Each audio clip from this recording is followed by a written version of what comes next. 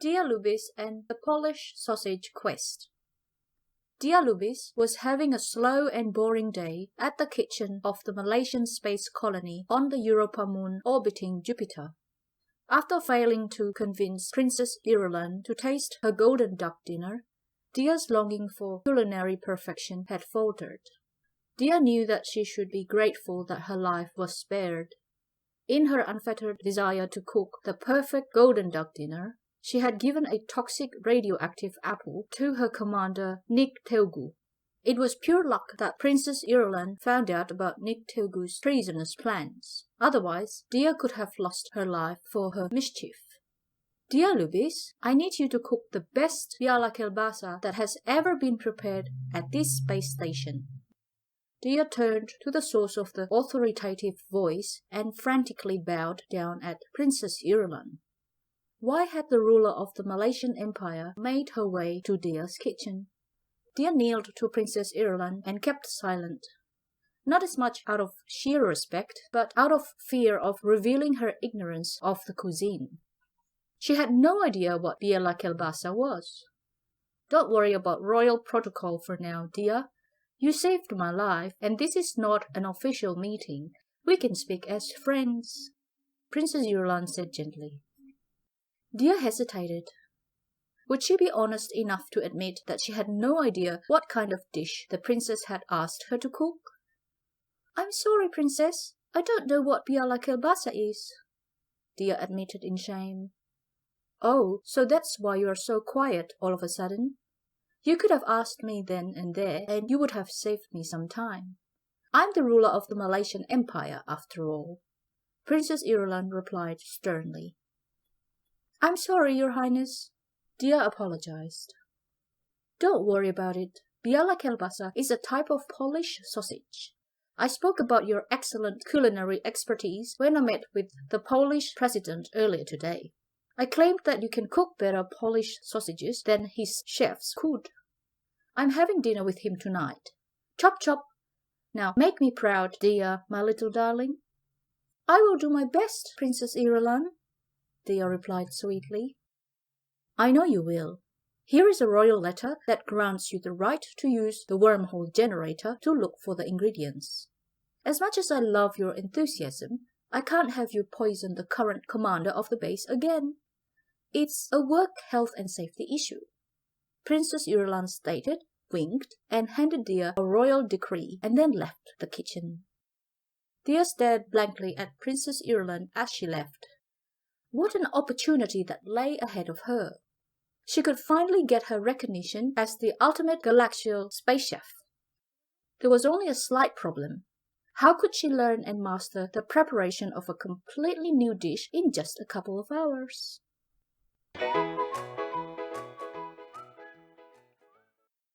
Dia was contemplating on her options when a great idea suddenly struck her.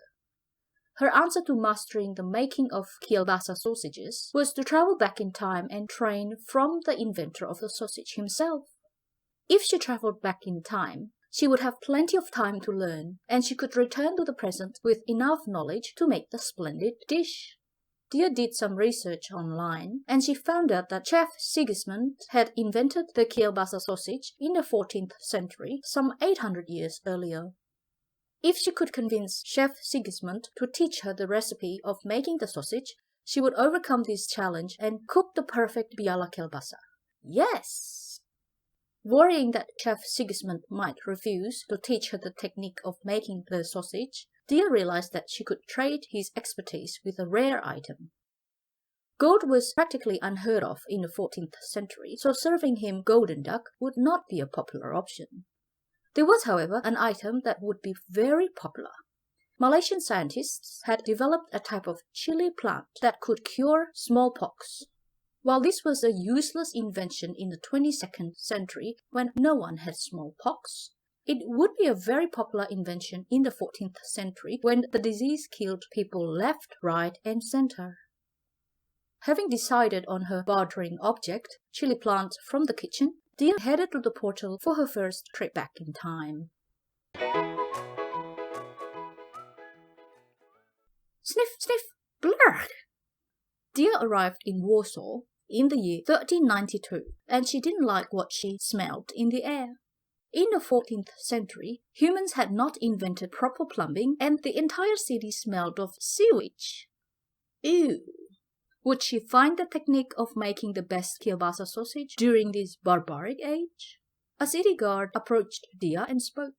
Kim gästes, skad si tu viesates. She gästes sia Veronica. Which means, who are you? Where did you come from? Are you a witch? The guard's speech confused Dia. Why didn't the universal translator chip implant in her head translate the guard's gibberish to English? Dia tried replying to the guard. Nama saya Dia Lubis. Saya di sini untuk bertemu dengan Chef Sigismund. Saya ingin belajar membuat sosis kielbasa. Which means, my name is Dia Lubis. I'm here to meet with Chef Sigismund. I want to learn how to make kielbasa sausage. A message popped up on Dia's universal translator. 14th century Polish is not supported by this subscription plan. Please log in to our website and upgrade your subscription. Darn, why don't I have internet connection when I need it? Dia mumbled as the guard pulled his sword. Dia realized that it was fruitless to argue with the guard in Malay, as the translator would not turn it into English, so she opened a wormhole and returned back to the future.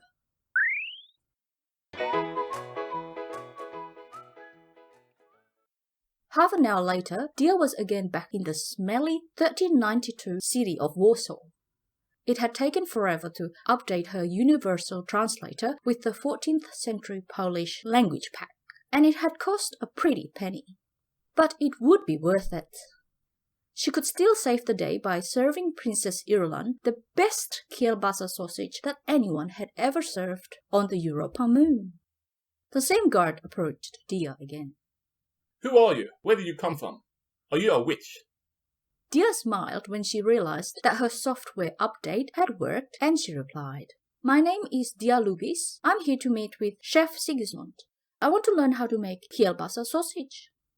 The guard gave her a quick look and replied, Okay, Chef Sigismund is living in the third house on your left. Move along, citizen. Phew, that was a close one, Dia thought as she walked to Chef Sigismund's house and knocked on the door. A strong smell of sausage and garlic reached her nostrils, and a sturdy man looked at her sternly. Hey, stranger, where do you come from and what do you want? Chef Sigismund said with an irritated voice. I'm Dia Lubis, and I came from the Malaysian colony on the Europa moon. I want to learn how to make kielbasa sausage, Dia replied. Stop talking gibberish. I'm not sharing my secret recipe with a foreigner. Sigismund sneered. Okay, then what about a friendly trade from one chef to another? I'm willing to trade your secret recipe with this magical chili plant that cures smallpox, if you're okay with it, Dia suggested. That sounds like a great deal. The cure for smallpox will make me wealthier and more renowned than this sausage could ever make me. Follow me. Sigismund replied. Hearing this, Dia followed Sigismund to his kitchen, and they spent the next 100 hours perfecting Dia's kielbasa sausage making technique. Once Dia was confident that she could make a great kielbasa sausage, she opened a wormhole to travel back to her timeline in the year 2192.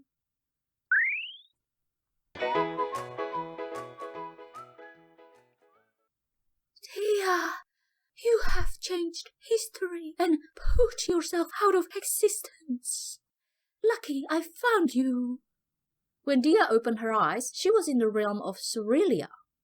She was listening to Finkerbell, the mother fairy, who she had met after defeating Morgoth the Red Dragon during an earlier adventure. What happened? Dia mumbled, feeling confused that she yet again had arrived in the realm of Cerealia instead of her own Europa realm.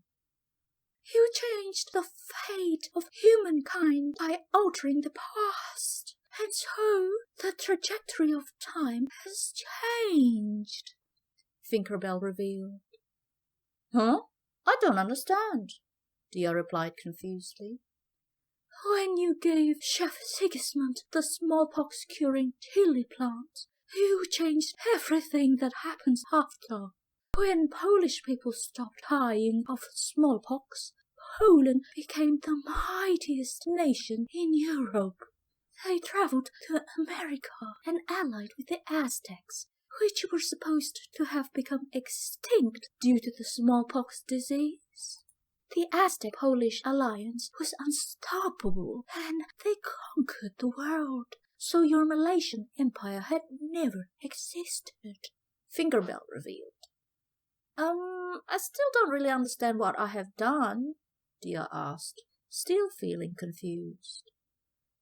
In the future that you created, neither you nor Princess Irulan ever came into existence, Fingerbell replied. Oh no, that's a bad thing. So how do I stop it? Dia asked frantically. You need to travel back to 1392 again and steal the chilies from Chef Sigismund before he can grow them and make Poland a mighty nation, Fingerbell replied. Say no more. Dear Lubis will save the world from her own mistakes, Dia said, opened a wormhole and travelled back to Warsaw, again on the umpteenth time. I'm sorry, Chef Sigismund, but I need that magic chili plant back. Chef Sigismund stared at Dia in confusion and replied. But why, Dia? I've been growing these chilies for a year, and they are great. I just saved my first smallpox patient. Dia swore to herself. Why had the stupid fairy sent her back after Chef Sigismund had planted the tiny chili tree? What if the chili seeds had already spread all over Poland? What would then become of the future, the Malaysian Empire, and Dia herself? I'm sorry, Chef Sigismund, but the world is not ready for you to cure and eliminate smallpox, Dia stated. How can you say that? If I stop giving sick people this chili, I can save thousands of lives. Sigismund objected. You would save millions of lives, but even more people will die if the Aztecs get hold of the chilies and conquer the world, Dia explained. The Aztecs? Sigismund asked. The Aztecs are a warrior race that likes to cut out people's beating hearts to appease their gods, and they have teamed up with the Polish to perform mass dominions after your chili plant has been implanted, Dia explained. Oh, I see. I'm sad that you're telling me this. But I guess I should trust you. You come from the future after all. At least one good thing came out of this. The love of my life survived her smallpox infection. Please meet my wife Kasia and our daughter Anna, Chef Sigismund said. Dia glanced at the woman and the infant and had a realization. It was almost dinner time on the Europa moon in the year 2192, and she had to hurry to get the dish done in time. I'm sorry, Chef Sigismund. I got to go, but best of luck to you, Kasia and Anna, Dia said, and opened the wormhole that would take her back to her sweet little space kitchen. What? I made it! Dia exclaimed to herself as she plated the kielbasa sausages that she had promised to serve Princess Irulan for dinner. The sausages smelled and tasted delicious, and they were the perfect balance between spiced mincemeat, salt, and garlic flavor. It was a dish worthy of royalty and monarchs. Dia entered the dining hall and placed the delicious platter with Polish sausage, sliced pears, and blue cheese in front of Princess Irulan and the Polish president. Princess Irulan gave her a confused look and exclaimed, Dear Lubis, why are you serving us Polish sausages when I told you to cook your famous golden duck dish? You gotta stop daydreaming at work. Dia was feeling very confused, and she left the dining hall after apologizing to the princess. While she had saved the world from the Polish and the Aztecs, her going back in time to tell Chef Sigismund to stop planting the chili trees and let his wife be cured from smallpox had caused at least one change in the timeline. Princess Irulan had not ordered the Polish sausage in this timeline. She had ordered her to make golden duck. The moral of the story is, don't dwell on the past, because you do not know what the future would hold if you change it. The end.